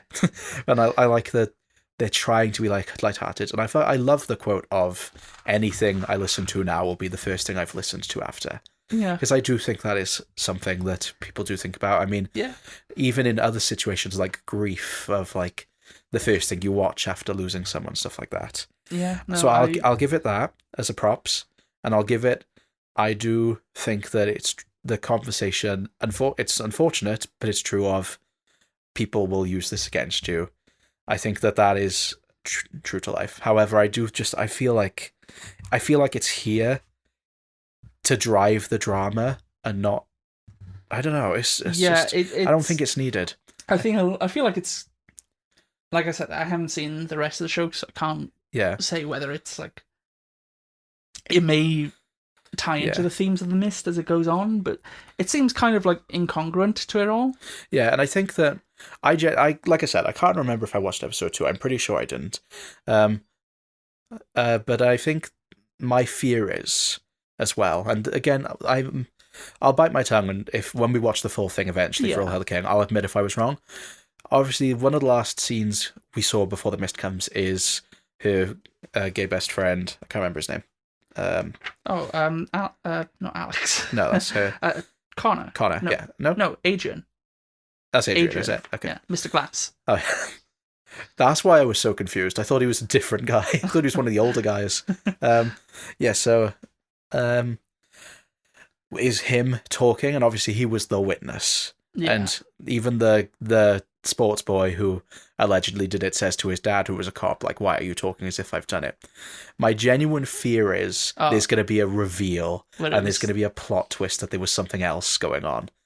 And I think they would completely unwrite that? No, I'm sure. Are you saying you're scared that they're going to reveal it was the gay best friend? No, I don't think it was going to be him. I'm just afraid that it's going to be something like he lied. Or like about it, like she says she knew it happened, so I'm not going to say like they're going to unwrite it. And they mentioned there's signs of intercourse, but no signs of violence. Yeah, I genuinely, just fear that there's going to be a twist, and I don't think this is the kind of thing that should ever have a twist or be used to drive plot forward. And maybe I'm wrong, but do you want to know why I think this leaves like a particularly sour taste in my mouth? Right. It's because it's produced by the Weinsteins. Yeah, that's a really good point as well. It's just the context always matters. Of like, you've always got to wonder why is this being included, and like who's not making in the source material. No, exactly. So it's just because that's the thing. I can't even say like, between this and Bag of Bones, Stephen King needs to calm down or something, because he didn't write the graphic scene in Bag of Bones, and he didn't write this plotline. But you know. Maybe I'll be proven wrong, but I genuinely dread to see what like happens in future episodes. Yeah, I would like it if some media I consumed just had like it's hard to say, either doesn't contain essay or if it does do it, handle it like delicately. Yeah, I think. Obviously, the intentions are well, but it's not handled very good. But what I was going to say, to kind of change the mood, lighten it up. Yeah. At the end, when they're in the shopping centre, the alleged Jay is there. Yeah. And it reminds me of the classic thought experiment of would you rather be trapped with a man or a bear? The baby in the mist. I'm so glad you clarified the baby in the mist. I remember seeing on TikTok, again, like I know that you're trying to lighten the mood, but I do remember seeing on TikTok so many guys being like, and I mean guys, not like men, being like, this is stupid. What do you mean you'd rather be trapped with a bear? It's like, oh yeah, you're really proving, like, you're really helping convince people not to choose the bear. Yeah, it's just like, it's a weird, like, they're not self-aware of why that's like a thing that's being asked to begin with. Yeah. That reminds me though, and to truly lighten the mood, of a thing I saw where a girl was like, on dates, I always like, if a guy asks you, and she had said this had happened to her, if a guy asks you who you think would win 100 lions or any Pokemon, always go with the lions, no matter what they say. And she was saying shit like, no matter what Pokemon he picked, I would emphasize the lions. He would say shit like, oh, but Mewtwo can do all the psychic stuff. And she's like, I don't care. The lions will work together. Yeah. And she's just like, it's such a good indicator for green flags or red flags based on how into it the guy gets. But if he gets like so into it, it's fun or genuinely defensive. Yeah. And I just thought that was very funny. That reminds me of Mewtwo does have some pretty cool psychic attacks. That's cool. But if you consider the lion ladder, that's when lions I stack haven't, on top. but I've seen the Pokemon movie, and Mewtwo is voiced by Bill Nye. So Just out of Pikachu, I thought you meant the original. I was going to be like, what? I've also seen that one. Yeah, I had that on VHS on the yellow. I know. Yeah. I kind of wish I picked it up when I saw it in the charity shop. The VHS of it. It's so cool. I would like to watch that movie again. Before I like moved away from VHSs when I was like 16, which is still relatively recent. That was like mid 2010s. I had a TV with a VHS player built in my room. That's, I guess my parents got rid of at some point. And I was ill one day. I was hardly ever ill in my teens. I was super ill in school, and I just couldn't be bothered to do anything, like go online, anything. So I literally just grabbed that and chucked the tape in, and it was great. I remember being ill once and watching Flubber on VHS. Oh, I think I had that as well. Probably got them all somewhere. They're probably all up in the attic. Yeah. This reminded me. Talks of this. Where is it? Reminded Talks me. of Pokemon. I think this was The Shining. We talked about The Shining. I was going to mention the bird test, another one of those relationship tests, but I think that was relevant to The Shining, not this. Okay. A little bit of sizzle. Yeah. Okay. We'll talk about that. But yeah, so let's move away from there. We're pretty much finished in terms of that trio family. Then. Yeah. So. Yeah. I know you want to talk about the gay best friend. But yeah. Before we do that, because I just have a couple of notes on Mia. Yes. First of all, I think it's a bad match cut when they kick the football and then they kick her. Just like the thing with a match cut is show them about to kick the football and then kick her. Yeah. I'm not saying, but, if you want that to land, don't kick. Yeah. You've got to snap it up. Yeah. It's like the idea of if you were match cutting between doors, you have the door open into the other, not one door open all the way, and then you open the next door. Yeah. I think her whole story is really weird. Yeah. I don't find the actress at all intimidating when she's in the prison at the end. But also, if she had, what I've written here is, if she walked into the house, this is America, they would not hesitate. And then, in the scene later, she comes back and they do pull a gun on her. Yeah. No, you just get shot. Be like, you're on my property. I think it's interesting because that sounds stereotypical, but I saw a thing recently that actually talked about how there is an increasing case of genuine people getting shot, just just because someone was on the yard, and I saw a thing where it's like, someone kicked a football onto a yard, went and got it, and was shot, and stuff like that. So it's true. It's something to consider.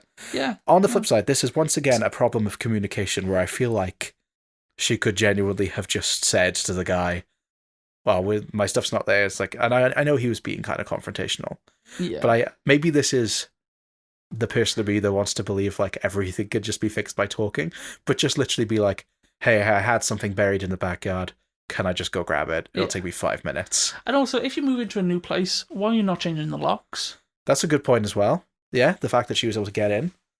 Did he take all her keys? It's a dumb subplot. He took all her keys. Yeah. I assume he took it off and gave the others back.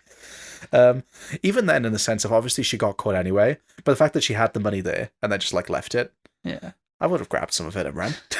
And then she gets sent to the prison, and those cops, especially with Brian. Yeah. I know cops are, in media they are just yeah, and in real life as well. Yeah. Can be dicks, but these ones are just so off the bat, just no, this guy is crazy. Just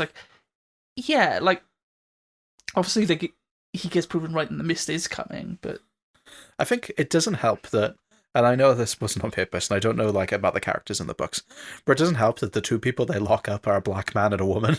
Yeah. And it's just like they're just straight away considering like, especially with Brian, of just like, if you just like to assume race wasn't a factor, but unfortunately in this instance where you're literally having a black man who is in an army uniform go to the police for help, like the fact he's in the army uniform, you'd think they'd be like, yeah, oh, what do you need, soldier? Yeah, to immediately lock him up. Granted, he is acting a bit crazy. Arguably, I don't think he's acting that crazy. Yeah, I was gonna say arguably not that crazy, but also it does feel weird. Because when he wakes up, he's obviously erratic. But I don't know, it feels like it kind of comes out of nowhere where he's kind of mumbling over his words a lot and stuff like that. I feel like the writers were just like, we need a reason for him to get locked up. Yeah. Like it seems very ham-fisted. Yeah. Like him literally being like, we need guns, and like trying to walk into the police chamber. Where it's like, I don't know, it just doesn't feel like... Yeah. Like, I don't want to say this is not an accurate depiction of the police. In many situations, it very well might be. Yeah. But it just seems very lazy and... While we're talking about the police and weird decisions, why did they arrest the teenage boy, Jay? Yeah. Why did they arrest Jay at school? Don't get me wrong. He's been like accused of sexual assault. He needs to be arrested. Yeah. But like literally in the hallway at school? Yeah, like at the very least they could be like, have like someone on the tannoy just like, Jay, come to the I'm thinking office, of Twin Peaks when they thought Barbie killed Laura Palmer. They call him up to the office. They don't just go and get him. Yeah. Can cops just walk onto the school grounds? I don't know. I guess I know in American schools some of them do have cops who are just there all the time. So, but even if it was like... It did feel like an odd... Even if it was his dad, at least then it's like, oh, well, it's his dad. He's like, people will just assume he's there to collect his son. But even then... Yeah, it's just like in school and just like, if he didn't do it, because I don't know what the reveal is. Yeah. But it's just like... Either way, it's just a weird choice. Yeah, it's weird on the writers, it's weird on the characters. Yeah, and especially in the sense of, and again, it's like, this is what I hate with the whole mystery aspect of it, having to say if he didn't do it. But obviously that's something the show is setting up as like a mystery. And it is a fact of he does say like... a mystery? Oh, mystery, yeah. Well, that reminded me of something. It took me 2 seconds. But yeah, even the fact of like, if he didn't do it, he is there like, okay, but why am I going with you? Where's my dad? What's going on? And like the fact that they do outright your dad's fine. Yeah, just like, your dad's fine, you need to just come down to the decision with us. To literally say in front of other students, you've been accused of sexual assault. Like, arguably, you could even say like, because obviously it was other sports boys who threw a brick through their window. You could even say that like, he didn't know what was happening. Maybe it's not true, not in the sense of she wasn't a victim, but in the sense of it wasn't him. And then like the other boys, because they overheard that, went and threw the brick through the window. Like this, where's the de-escalation in this situation? I don't know. But the thing I said to put a pin in, that reminded me, did your version have #TheMist pop up every 10 minutes? Yes. Yeah. When it cut to ad breaks? Yeah. Did it have the Spike logo like burned in the corner? Yeah. We I just thought that downloaded the was same funny. version. Yeah. So I don't have Netflix. I tried to watch it on Netflix and it wouldn't let me because my brother doesn't live with me. He travels and it's just, I can't fucking email him every time I want to watch something on Netflix. I know. He's literally in Egypt right now. He's in Egypt? Yeah, he's in Egypt. Oh, nice. Yeah, he's doing diving, taking pictures of fish. He's diving into the sand? Yeah. It's like Link. But yeah, it's... If you haven't listened to All Hail the King before, the following jingle may not make sense to you. But I think it's time we go into Joe's Queer Corner. It's where Joe talks about being gay. I don't usually sing it, but Viv's not here, so I want to add some harmonization. I want to read you a review from Reddit 9 years ago when this episode aired. Very exciting. So this was from r/TheMist. It has been deleted. But I've still got the post. The person who deleted it was Mod. So 9 years ago, OP, so again I assume was the Mod. The gay kid was so cringy, and that's coming from a too, lol. And I didn't think he was that bad, but No, I thought he was all right. No, I kinda gotta say, I think he's my favorite character. Yeah, I kind of like the conflict of like it's so stereotypical of having like homophobic dad and kid, but like I genuinely like the line of like he can't hear you when you've got makeup on. Yeah, because it would have been so easy to have a dad who's just like outwardly hostile. I think having one who's just so pathetically homophobic. Yeah, that he's like, and I assume we see his parents again. Maybe they're in the shopping center. Maybe they're at the church. Yeah, because he's with the police group. Yeah, isn't he? Because he was there being questioned. Yeah, there are three groups. Yeah, but I like him. I like that he's quite spunky. He's still a child, but like he's like when he feels a bit more like accurate of what. He feels kind of real. I can definitely see this person existing in the real world. Yeah, exactly. Whereas some of the characters I can't. Yeah.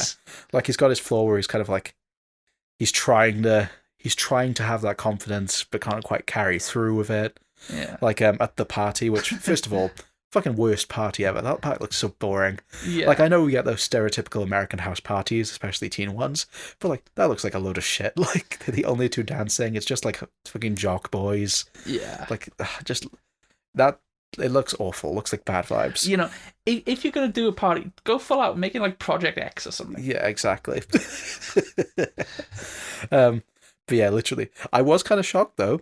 I will say of the what's the doing here. That did catch me off guard. Yeah. But he stands up for himself. He even in the scene later in the prison with Mia behind bars and like him like saying you have to apologize, and yeah, she like threatens him and stuff then. Yeah. But I feel like that could have easily painted him as like kind of pathetic, but it doesn't. It's like he's strong-willed, but he is a kid. Yeah. I do quite like well, maybe I don't like it. I thought it was funny. When they're at the party and the jock comes in and says the F slur. Yeah. Just like, what are you doing here? Just like, here to hook up with hot jock boys. Yeah, and then he just like hits him and just like, well, I thought you were a bottom. Yeah, he's very funny. He's definitely. I think he was probably best in this episode. But I do like the bit though where he says, he and Alex say, I don't fall for gender, I fall for personality. Yeah. So it's like, okay, obviously he's not like... He's not gay. Pan? He's like, yeah, usually, could be pan. I think there is a term of like personality. Demisexual is a term some people identify with. I can see why. I put myself in that category, but I don't use that word specifically. I just like the word queer. Yeah. And I just feel like I know that, like, especially back in 2017, it hadn't quite become as reclaimed yet. Yeah, gay but now or it's like the F. Yeah.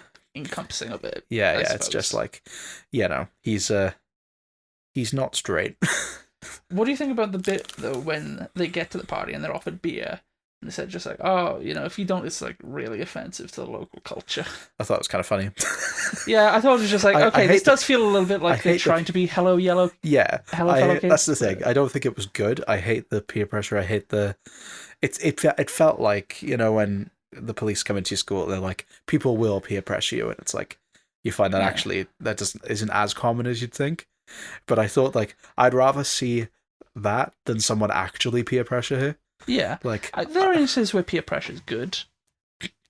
I know you're right, but I just think telling your friends to listen to podcasts like First Time Flyers, a TV pilot podcast, or All Hail the King, a Stephen King podcast. Yeah. That's not the official. Maybe I should put that in the official subtitle. Yeah, could do. Yeah, I guess it'd be easy to find if someone searches Stephen King. Yeah, that's a good point. Actually, I might do that. But yeah, it's. I would have rathered see a joke rather than like them literally be like, "Oh, what? You're not gonna drink?" and like just that because teenagers aren't like that. Like, but I don't know. I thought it was kind of funny, offensive to the local culture. I just want to jump back to that Reddit post as well, because it does have a lot of reviews that we've kind of touched on. So it's like a terrible Lifetime movie. We said about that earlier. And a lot of people criticizing the mother. But one thing I want to say is the gay kid was so cringy. That had a response. That was the most upvoted thing, by the way. Okay. The second most had 109 upvotes. No, sorry, 55, and the top had 109. So genuinely, I was kind of like, is this just kind of homophobia? But I mean, somebody probably, yeah. Especially because the only response to that post was, you can tell he was written by a straight yaoi fan. What, fucking Christian Torp? Is Christian Torp a straight yaoi fan? Because I assume did you go into research on this? Did you find out if he's a yaoi fan? Let me Google it. But I can assume what they mean in their head is like, he's a stereotypical feminine queer guy, probably written by like a straight yaoi fan. In my head, they stereotypes that as like a girl. Yeah. But like, I can't imagine Christian Torp. Let's have a look. Christian Torp yaoi.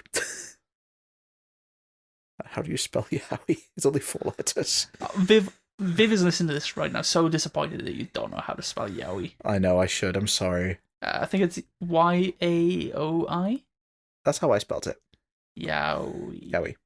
Yeah, because I know it's just a bunch of like vowels. Nothing's coming up, so not to say. Maybe this is someone who knows him personally. Yeah, maybe my mistake. Maybe behind closed doors. Maybe Stephen King. Maybe they're talking about Stephen King. Maybe he loves yaoi. Yeah. I mean, he wrote The Long Walk. Yeah. Who's to say? But reading these comments is so interesting. Someone deleted their comment, but then the response is, yeah, the jock came off as a nice guy who actually seemed interested in her. I assume that's people theorizing that he didn't do it. Yeah. Which, again, that's my problem with the concept of this plotline. Yeah. Is you shouldn't have people actually debating whether or not something is taking place, because I think that's just too true to real life. Yeah, and I kind of want to like use that to talk about the like Karen character. Yeah, let's go into her. I don't know what her name is. I love her haircut. Yeah, but like she's there like the football game earlier, and then she's like at the chemist, just like evil's just like, you should be ashamed of yourself, and just like she's clearly the stereotype of like I was going to say Christian. She's not explicitly religious, but obviously in the original movie there is a religious woman. Yeah. I assumed she was going to like fulfill that role because I forgot that she died right at the end.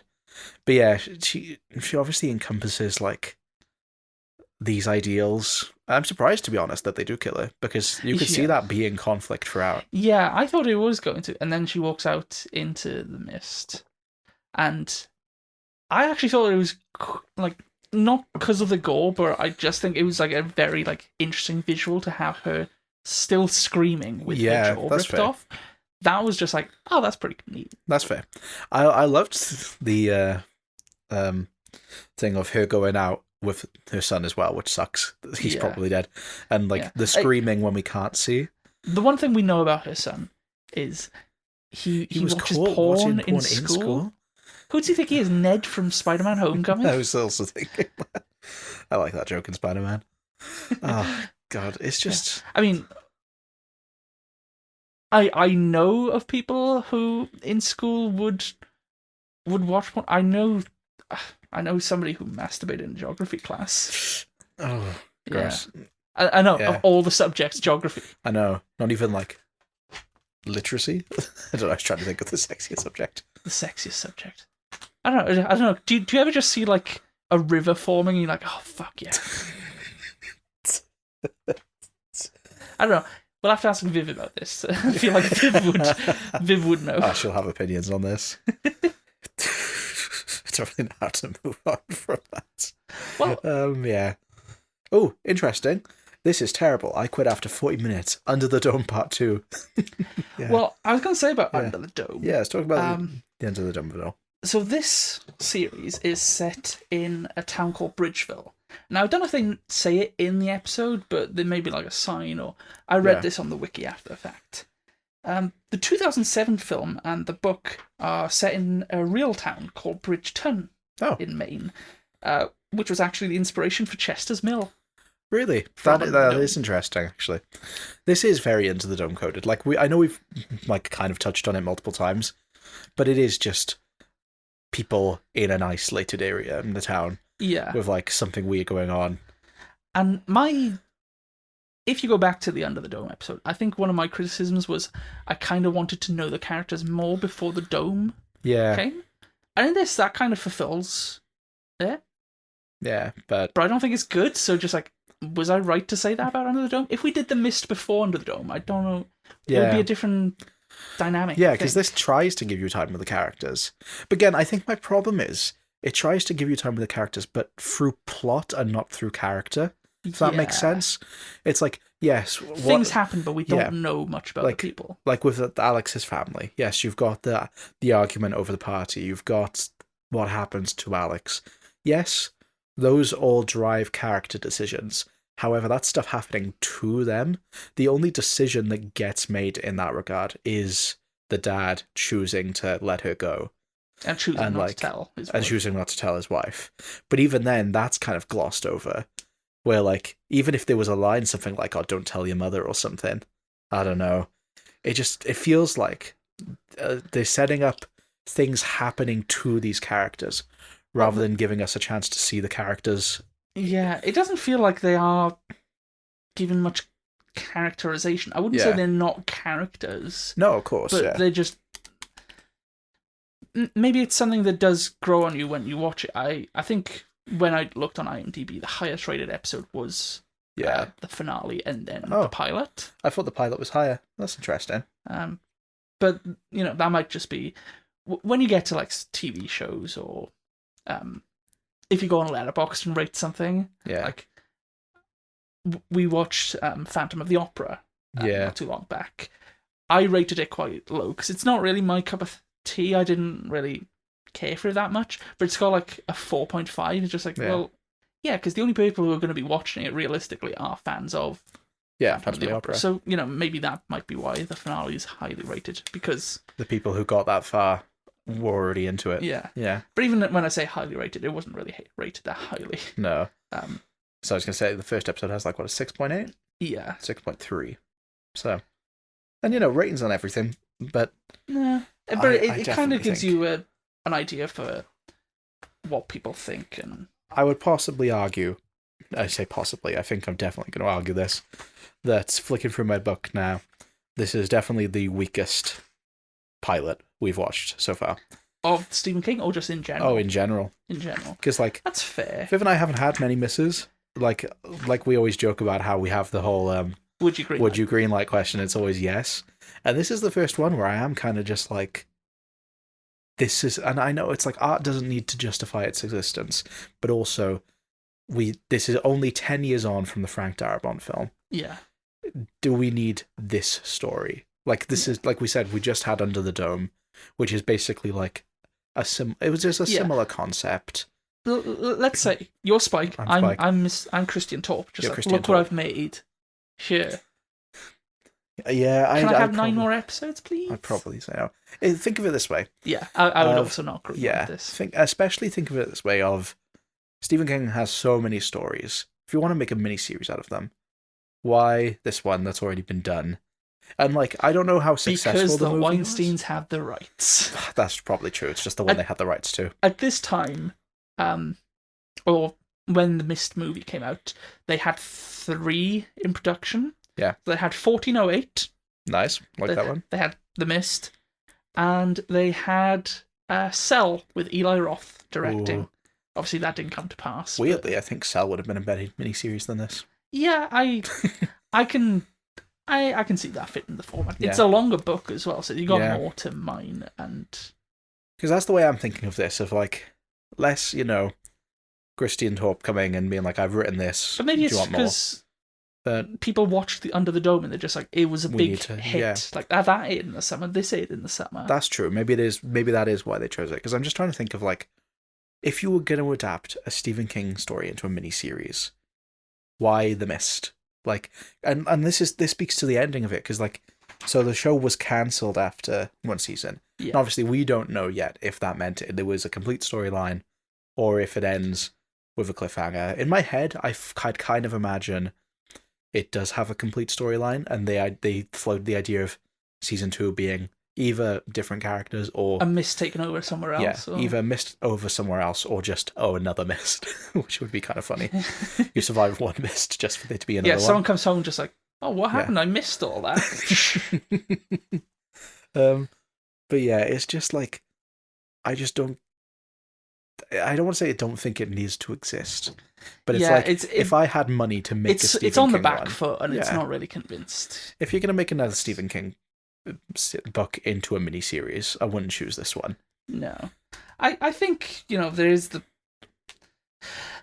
Yeah, I think there is the potential in anything to, like, be good. Yeah, of course. In the right hands, a miniseries of The Mist probably could work, but knowing it's one of the shorter stories, like, the paperback is, like, the size of Life of Chuck. Yeah. So it's... And I think a movie is the right way to go with that. And they did it, and they did it quite good. Yeah. And on All Hail the King, I've said before that a lot of the things I struggle with as this one who reads all the books.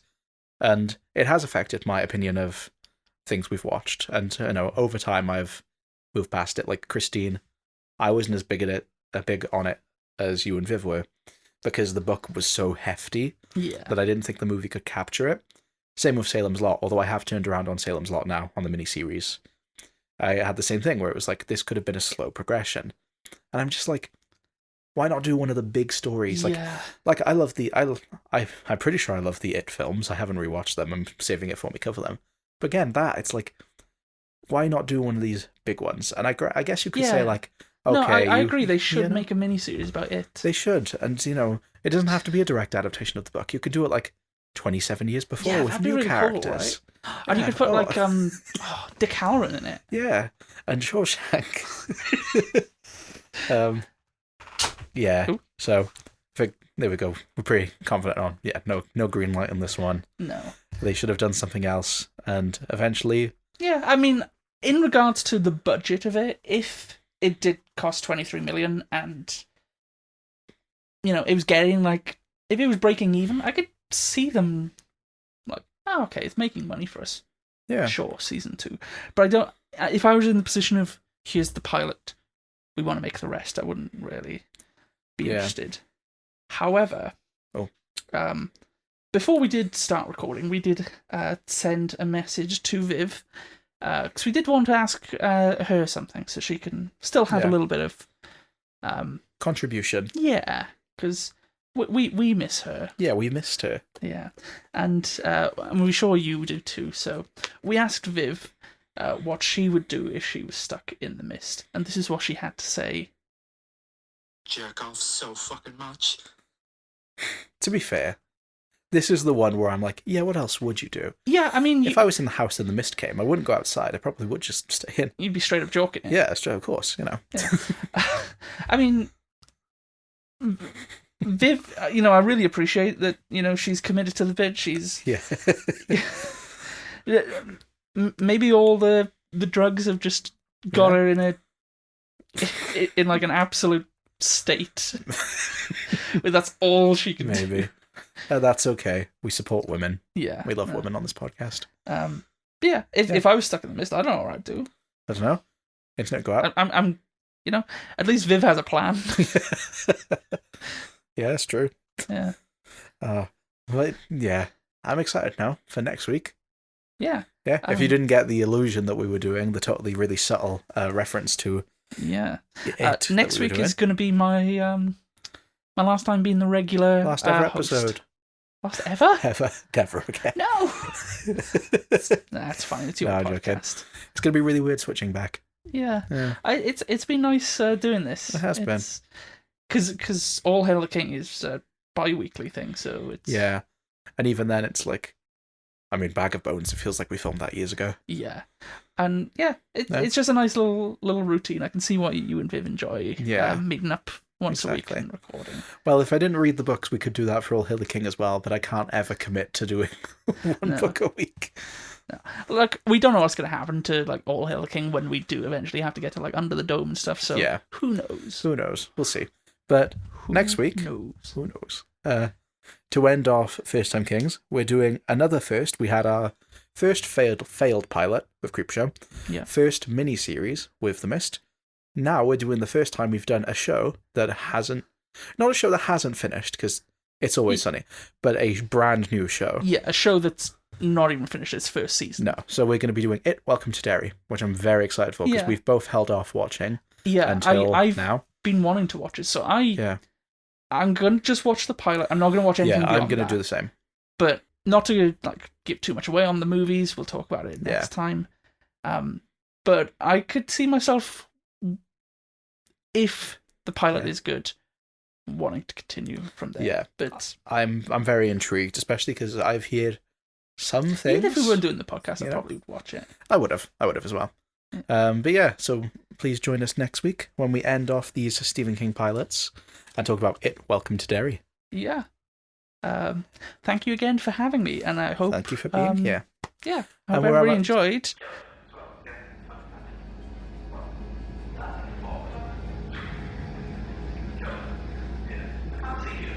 You can't do this to me. Because you gave me this. You can't see.